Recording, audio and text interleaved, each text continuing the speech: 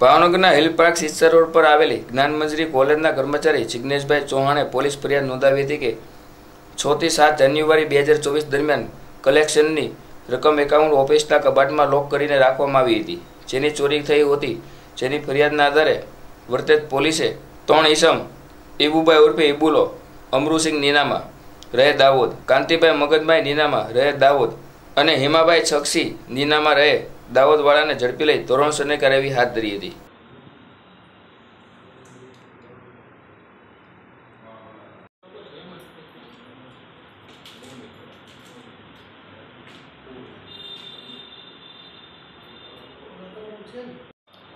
Hello.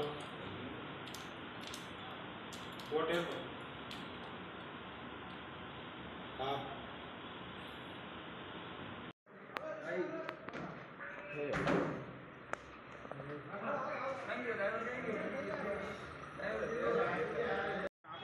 Yeah.